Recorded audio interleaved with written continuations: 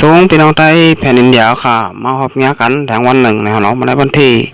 20 เดือนธันวาคม 7 2 ค่ะพี่แต้วค่ะ2 1 ปาก 14นี่คำขึ้นในวันจันทร์นะเนาะข่าวยาม10 โมง 27 นาทีค่ะน้ำเมืองถึงไทยเนี่ยเนาะเอาค่ะคำพูดในก่อพบเงี้ยกันทั้งข่าวใจหนุ่มทั้งปอกหนึ่งนะเนาะมันในก่อข่าวใจหนุ่มแต่มี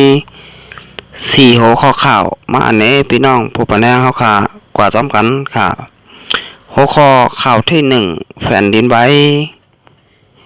อันพี่น้องแล้วห้องว่าอิงสันนะเนาะที่เมืองกึ่งจึงได้ปัจจานค่ะหัวข้อข่าวที่2ซึกมันที่สั่งปิดทุจิตหลากหลายเครื่องมิกหมายใหม่เนี่ยเนาะตีเซอร์ให้เหมือนกันหัวข้อข่าวที่3พายกลและน้ำท่วมตีเวงมันทะเลหัวข้อข่าวที่4ฝนตกน้ำท่วมเมืองอินเดียเนปาลและเมืองเขก้นดูตายน้ำนับหัวปากเอาค่ะก็อันตั้งสุดเดี๋ยวเราสามารถพี่น้องแต่ค่ะเข้ามาโดยช่อง YouTube ข่าวใจหนุ่มเนาะสังว่าถูกใจก็กดติดตามใบปันค่ะแล้วก็กดปันตีหิ่งทางกำหนึ่งเนาะเป็นอันดับปันแทงช่อง YouTube ข่าวใจหนุ่มยอดโตลีงามเนาะพี่น้องแต่ค่ะติเลยหันข่าวอันตั้งบนแล้วก็อันตั้งสุดค่ะเอาค่ะก็ยินดีขอบใจถึงนะพี่น้องแต่ค่ะเตือนเข้ามากดไลค์กดแชร์ย่อก็กดติดตามปันย่อก็พี่น้องแต่ค่ะเตือนมาปันแห้งช่อง YouTube ข่าวใจหนุ่มกูก็กูก้อนนะเนาะเอาค่ะเอาเข้ามาโดยหัวข้อข่าวที่1อ่อนตั้งสุดค่ะแผ่นดินไหวหรือว่าพี่น้องแต่ห้องว่าอิงสันเนาะตีเมืองกึ่งจึงได้ประจานและถะ3 เจเวียงในเมืองห่มตุ่มในเย้าจอมหลังห้องการปูนเผาพึ่งผ้าหยา4เมืองห่มตุ่มปูนเผาไว้นั่นแผ่นดินไหวแห้งสั่นไหวจั่นปานกลางในข้าวตัง2 วันแผ่นดินไหวกว่า4 ปอกตีเวียงเมืองกึ่งเมืองไตประจานเวียงปะเล็ดว่าเวียงพะลามเมืองช้างเวียงเสร็จตุกตลาดเนาะเติ้งมาก้อยในเย้าเมื่อวันที่19 เดือนธันวาคม7 2 ค่ะเดือน8รับปีใต้2 1 ปาก 14นี่ข่าวยำกลางในเจ้าเนี่ยเนาะ1 โมงเช้า1 โมงเนาะต่อถึง8 โมง22 นาทีนั่นเนาะแผ่นดินไหวที่เมืองกึ่งแห้งสั่นไหวจั่นปานกลางเนาะ4.8 ลิกเตอร์ตั้งลึกลงใต้ลิ้น10 กิโลมิเตอร์ภายตั้งเจียงห้องวันตกเวงเมืองกึ่งยานไกลกันตั้งเวงหมอก27 ลักในเย้าคนในพื้นที่ก็1 ลัดในว่าไร5 ผู้หลุกลองแผ่นดินไหวปอกกำในเสียเจอจอมเอิงจอกกูเจเวงหลอกจอกจุ้มเวงหนองเขียวแหล่คนเมืองอันอยู่เสาจอมพื้นที่นักเกกลางเมืองใต้ปอทองแหล่ปอจานนั่นก็5 ผู้จอมเหมือนกันในเย้าเอาค่ะอันนี้ก็แผ่นดินไหวเนี่ยตีจะเป็นเมืองกึ่งเนาะจึงได้ประจานค่ะก็4 จุดลิกเตอร์เนี่ยเนาะอันนี้ก็ตีเลยว่าห้าวแห้งค่ะหมอกปานกลางเนี่ยเนาะ2 ห้าวแห้งก็8 9 ลิกเตอร์เนี่ยเนาะขึ้นกว่าในแต่ห้าวแห้งเตะค่ะอันนี้ก็ดีโกเหมือนกันนะเนาะเอาค่ะในวันเดียวกันนั่นก้อยหนังเก่าเนี่ยเนาะข่าวยามกลางวัน11 โมง26 นาทีนั่นเนาะแผ่นดินไหวตีเจเวงตุกตลาดึงมาก้อยแห้งสั่นไหวจั่นอ่อนๆเนาะ3.9 ลิกเตอร์ตั้งลึกลงใต้ลิ้น21 กิโลมิเตอร์ฝ่ายตั้งเจียงห้องวันตกเจเวงตุกตลาเนาะยานไกลกันตั้งเวงหมอก27 ลักในเย้าเมื่อวันที่18 เดือนธันวาคม7 2 เดือน8 ลอง14 คำปีใต้2 1 ปาก 14นี่ข้าวยำกลางขึ้นนั่นซ้ำแผ่นดินไหวตีเวียงปะเล็ดว่าแหล่เวียงพะลามเนาะเมืองช้างแห้งสั่นไหวจั่นอ่อนๆ3.4 ลิกเตอร์และ3.5 ลิกเตอร์ตั้งลึกลงใต้ลิ้นหมอก10 กิโลมิเตอร์และ14 กิโลมิเตอร์ในเย้าจอมพองหลง จอมตัวพองยามนั่นก้อยหนังเก่าเนี่ยเนาะที่เนื้อปังลายอันดามันเนี่ยเนาะมาเท่าว่าปังลายกับปลีเนี่ยเนาะหิมเมืองห่มตุ่มก็มีแผ่นดินใบกว่า6 ปอกแห้งสั้นใบจันปานกลางถึงจันแห้งอิดอยู่เนื้อเกกลาง4 จุดเซนลิกเตอร์ถึง6.1 ลิกเตอร์ในเย้าย่านเปิดตัวพองยามในใกล้มีแผ่นดินใบแลอยู่ตีผู้ล่องแหลนฝ่ายนาลินแลเฟิงผ้ายาสีเขาปันฟางให้คนเมืองมีหลองต้องตื่นฟางสติกันเสยอยู่เศร้าไว้ในเย้าออกขาในก็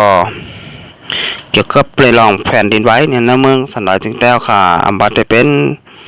เสเวียงเมืองกึ่งจึงไตปอดจานค่ะย่อก่อเมืองปะเลียดว่าเมืองช้างเนี่ยเนาะเมืองพี่น้องช้างเขาเนี่ยเนาะย่อก่อหอมปลาทางเมืองมักกวยอันนี้ก็เมืองไอมานกำลำซ่าเขาเนี่ยเนาะออกค่ะอันนี้ก็มีคนเจ็บเปียก็คนตายสังเนี่ยเนาะก็ว่าแผ่นดินไว้จันอ่อนๆและจันปานกลางก้อยเนี่ยเนาะห้าวแห้งค่ะ2 ห้าวแห้งเนี่ยก็หมอก8 ลิตร 9 ลิตรเนี่ยเนาะในก็ได้เฮ็ดให้พี่น้องเจ้าเคินเนี่ยได้อยู่ในพื้นที่นั้นได้จางทบเพเขียนใดเนี่ยเนาะสังว่ามันแผ่นดินไหวห้าวแห้งเนี่ยเนาะก้อยอันนี้ก็พี่น้องก็บางคนเมืองเนี่ยก็หลอดเพลีกันกกก้นกะก็ว่าแผ่นดินไหวจันอ่อนๆในจันปานกลางก้อยเนี่ยเนาะถึงตีว่าห้าวแห้งๆเนี่ยเนาะออกค่ะ10 เซนติเมตรด้วยแทงหัวคอข่าวที่2ค่ะซึ่งมันที่สั่งปิดทุกจิตหลากหลายเครื่องหมาย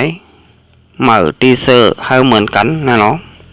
ปิดทุกจิตอันมีน้ำเมืองห่มตุ่มแลอยู่ภายใต้คุ้มกำซึกมันนั่นนะซึกมันที่สั่งให้หลากหลาย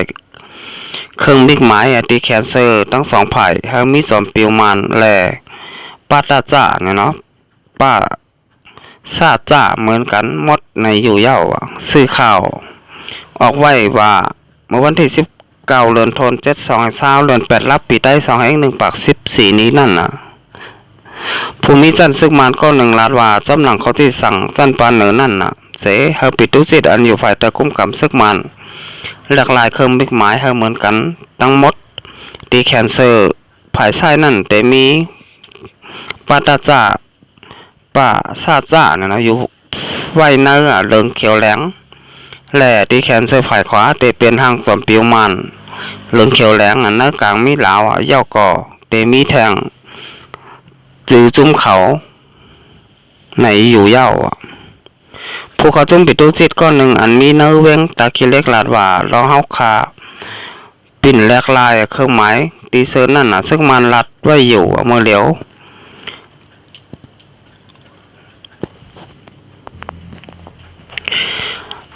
ไล่ให้ล้านเนาะเย็บเสือโคเขาเฮ็ดปันเครื่องมิกไม้เหมือไว้เมื่อเดี๋ยวแต่ตึกเจ้าไว้อันเก่าอันเครื่องมิกไม้เป็นสีแหลงแหลมีไว้ห่าง3 เจียงนั่นอยู่เพราะเครื่องมิกไม้เหมือเย้าโตเมื่อแล้วเตปิ่นแหลกเจ้ากว่าอยู่ไหนไล่หันข่าวออกไว้หนังไหนลองเครื่องมิกไม้ตีมาโคปิดตุจิตจ่องไล่แหลกลายจ้อมไหนนั่นไรหูจ้อมแหลกเครื่องมิกหมายตีนาอกนั่นเตเป็นสื่อปิตุจิตจุ้มเหลอจุ้มนั่นก้อยอยู่เย้าเมื่อซึกมันไปที่สั่งปิตุจิตหลากหลายเครื่องมิกหมายตีแคนเซอร์ทั้ง2 ฝ่ายนั่นปิตุจิตอันมีน้ำเมืองไตจุ้ม1และจุ้ม1เครื่องมิกหมายเหมือนกันเสียนึกเครื่องมิกหมายใส่นั้นขวานั่นก่อเตไรหันป้าไว้มิกหมาย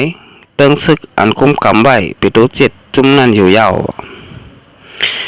เนื้อแผ่นดินจึงใต้ในจุ้มปิตุจิตก็มีหลายหมู่หลายจุ้มเสียมีส่วนลดแล้วเฮ็ดป้ายมักมีเตรียมทนแดดมังจุ้มซ้ำมาเกี่ยวข้องยามอกกำอยู่เย้าปิตุจิตมังจุ้มถูกซึกมาปดซิม8ขึ้นกองกลางก็มีอยู่ไหนอะไรหูจ้อมข่าวมีหนังไหนค่ะเอาค่ะอันนี้ก็ยังมาที่ข่าวของเว็บไซต์ได้แล้วเต็มต่างไว้เนี่ยเนาะเกี่ยวกับเรื่องซึกมันเฮาปิตุจิตตี ตีอันอยู่ภายใต้กุ้มกำซึกหมันเนี่ยเนาะกลุ่มหมู่กูจุ่มตีมีอยู่ในแผ่นดินจึงแต้วค่ะเนี่ยเนาะปิ่นเนี่ยเนาะแขนเสือภายซ้ายและภายขวาเนี่ยนะครับเป็นมิกไม้เหมือนะเนาะก็อันไหนค่ะเกี่ยวกับเลยลองเครื่องไม้เนี่ยเนาะมันก็จะมีเครื่องไม้เหมือนกันละมาได้เป็นตัวเจ็ดเกาหลีซึกกูจุ้มเนี่ยเนาะมาได้เป็นทับซึกซึ่งแต้วค่ะเกาหลีค่ะซึกกูหมูกูจุ้มเนี่ยก็ได้มีเครื่องไม้ของไผ่ยาวก็ของมันเนี่ยเนาะก้อยตัวเจ็ดเนี่ยก็เดี๋ยวแล้วกลางแต่ซึกมันเขาว่าเนี่ยเนาะปนว่าซ้ายก็เดี๋ยวไรซ้ายปนว่าขวาเนี่ยก็เดี๋ยวไรขวาค่ะก็ว่าอยู่ภายใต้กุ้มกำเนี่ยเนาะซึกมันเขาไหวเนี่ยเนาะปนมาเจ้าหือก็เป็นเจ้านั้นค่ะความไทยปนห้องว่ากันซ้อนเนี่ยเนาะความแต้วก็มันหนังว่าเป็นค่อนเต้าเปิ้นก็ว่าเปลี่ยนโห่เปิ้นก็ว่าค่ะอันไหนค่ะก็ว่าเป็นตัวจิตซึกคนเมืองเนี่ยเนาะก็เฮาค่ะอำละเฮ็ดหนังกลางใจเฮาค่ะอะไรใครเป็นเนี่ยเนาะแต่ละเฮ็ดจอมความสั่งปนก้อยเนี่ยเนาะเอาค่ะอันนี้ก็มีไว้ในเมืองสนามจึงแต้วค่ะตั้งนำคอตั้งหลายเนี่ยเนาะเป็นตัวจิตหรือว่าซึกคนเมืองเนี่ยเนาะเอาค่ะสุดท้ายมาด้วยหัวข้อข่าวที่3ค่ะฝ่ายก้นแลน้ำท่วมเบงมอนเตเลเนี่ยเนาะ2-3วันปนมันนั่นย่านเปิดฝนตกข่าวแห้งตีเมืองขางแหล่ตึงเจเกียงปอดเนือเสเฮ็ดให้แม่น้ำเกี่ยวเนี่ยนะน้ำเอราวตีเนาะขึ้นสูงแห้งเสียยาวอ่ะก้นเมืองสีแห่งปลายเสื้ออันอยู่เศร้าไว้หิมผังแม่น้ำไหลทบเพน้ำทมในยาวเมื่อวันที่19เดือนธันวาคม2แห่ง20ค่ะเดือน8รับปีใต้2แห่ง1ปาก14นี้มันติดเนาะยามกลางคืนนั่นย้อนแม่น้ำเกี่ยวขึ้นสูงแห้งเสียภายน้ำอันมีชื่อว่าสวยแก่เนาะไรครึ่งกลางแต่กวนปังเสนำไรเข้าทมเนื้อปุ่นตีเวียงเหลือมันแต่เลยจอมปอกจอมบานอ่ะอันก้นเมืองเขาอยู่เศร้าไว้นั่นแหละเจ้าหน้าที่เขาไรปุ่นเผาเปลี่ยนเพคึกคักหาก้นเมืองเน็ดออกอ่อนกันน่ะแฮนโคเลงเย่าค่ายปลายออกกำเหลียวในเย่าจำหลังภายผุนเผาลงปองจึงออกไว้นั่นน่ะเมื่อย่ำกลางคืนหมอกเกามองนั่นน่ะน้ำเกี่ยวลูกตีผายสวยแก้นั่นน่ะกวนปังเสยล้นเข้ามาแลภูมิปุ่นพรเขาแนดครึ่งกลางเข้ากว่าเมเฮกังน้ำอ่ำไหลเข้ามานั่นอยู่น้ำอันไหลเข้ามานั่นอยู่ไหนยาวภูมิปุ่นพรผายจอยแถม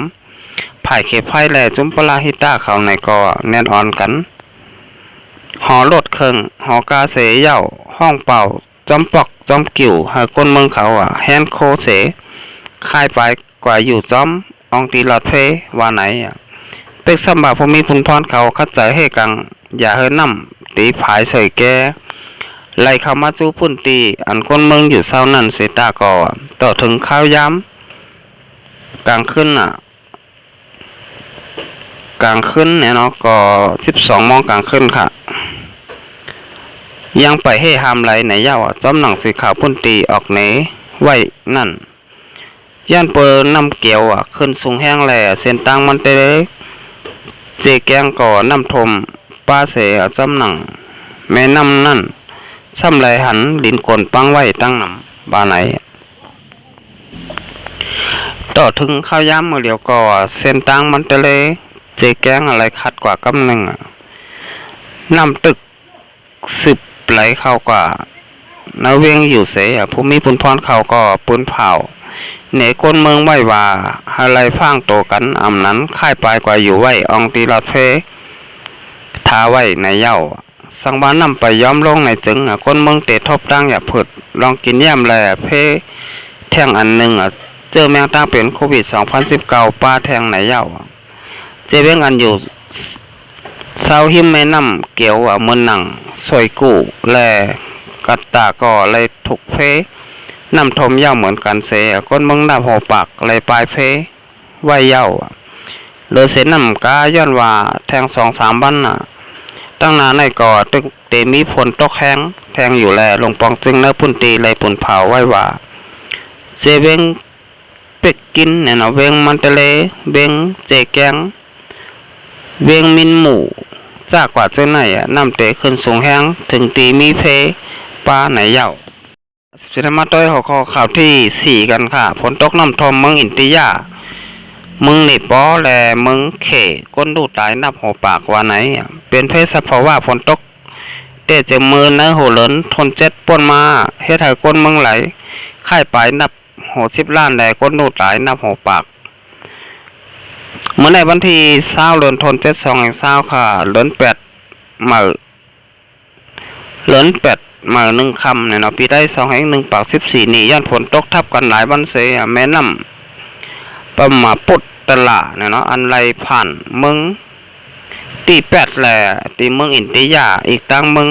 ปังกลาเทศเฮ็ดให้แม่น้ำล้นโลกทมหลังเฮือนเยก้นเมืองอีกตั้งตึกไฮล็อกนาโคของตีผูกซอมลูกก้อยตั้งนำแลมีป้าลินก่นปังตีเนอร์เจเวงอาสัมเนี่ยเนาะเมืองอินติยาเลยทบเพสภาวะในหายแห้งเหลือสุดในเหย่าอยู่ที่ภูรูหลอมเพครึ่งกลางเมืองอินติยาเลยปุ่นภาวะย่ำเดี๋ยวมีคนดูเสียงตายย้อนเพน้ำทม1 ปาก89ก้อแหล่ก้นนั้นเลยหายหลายกว่าจอมน้ำแทง10 ปลายอีกตั้งคนเมือง4 ล้านปลายมีตีอยู่ซ่อนเศร้าแทงไผ่1ก่อเจอแมงตั้งเป็นโควิด2019เพลามห้าวแห้งตีเมืองตีเมืองอินติยาในอยู่เย่าว่าไหนย้อนฝนตกห้าวแห้งแหล่10 ตกแทงหลายวันแหล่อยู่ตีลงปองจึงเมืองอินติยาก่อไรปุ่นเผาปันพ่างก้นเมืองหามีลองหางแห้นโตหนังหือป้อเต๋จางไข่ปลายกว่าอยู่ตีสูงย่ามเดียวทบหันก้นลูดตายย้อนเพน้ำทม1 ปักปลายเย่าว่าไหนเมื่อว่าวันที่19เดือนธันวาคม2020ข่าวซื้อข่าวปี4ออกในใบเนาะเกี่ยวกับเรื่องเพศภาวะฝนตกน้ำทมสูงไปทัดไปไว้ไปถัดไปไว้เนอหลายๆเจเมืองเนี่ยเนาะตีเมือง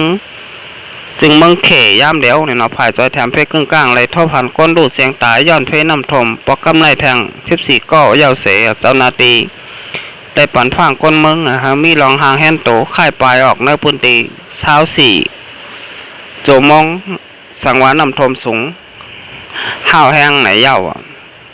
เมื่อวันที่12เดือนธันวาคม2020ปนมานั่นก็ฝนตกน้ำทมสูงแห้งตีเจเมืองหูเป่ยจึงเมืองเขอันมีตีแต่กดทัดทั่วพันเจอแมงตั้งเป็นโควิด2019นั่นเสียก้นเมืองไรลูดตายกว่า1 ปาก40ก็แลตุ้มเตอร์ลองอยู่เศร้าลองกว่ามากก้นเมืองย้อม38 ล้านก็ในเย่าว่าไหนเอาค่ะอันนี้ก็เองมาที่ข่าวของเว็บไซต์ได้แล้วเต็มต่างใบนะฮะเนาะเอาค่ะอันนี้ก็ข่าวแต่เลยหันว่าน้ำทมบาดจะเป็นเมืองเขเกาหลีเมืองอินติยาจากกว่าเจอไหนเนี่ยเนาะก็ว่าเมืองอย่างเมืองหลวงก็เตมีปนห้องว่าเขื่อนเนี่ยเนาะอันตีเก็บน้ำเนี่ยเนาะพอฝนตกมาเขื่อนหับน้ำไรมันก็เตะกลปังเพราะกลปังเนี่ยก็น้ำทมเขื่อนคนบ้านคนเมืองเนี่ยเนาะอันนี้ก็เปลี่ยนไว้เจ้าไหนค่ะก็พวกผัวน้ำตกในซ้ำเตมีน้ำกินน้ำเจ้าไล่ตั้งปีก็ว่าไล่เนี่ยเนาะก้อยเปิ้ลข้าวข้าผลซ้ำสั่งว่าเขื่อนนั่นโกนปังกว่าเนี่ยเนาะแต่เฮ็ดให้น้ำทมโกนบานโกนเมืองเนี่ยเนาะเมื่อนังเมืองเขเนี่ยก็มีเขื่อนไว้ตั้งน้ำตั้งหลายพี่น้องไต้แผ่นดินเดียวค่ะเขาขาดแต่เลยหันว่าเมื่อนังน้ำคงไหลลงอยู่เนี่ยเนาะเขก็เฮ็ดพายไว้ค่ะอันไหนค่ะพวกฝนตกมาห่าวแห้งก็เฮ็ดให้เขื่อนหรือว่าพายน้ำนั่นเนี่ยเนาะไหลขนปังลงกว่าแลน้ำทมมังเขไหลลูกตาย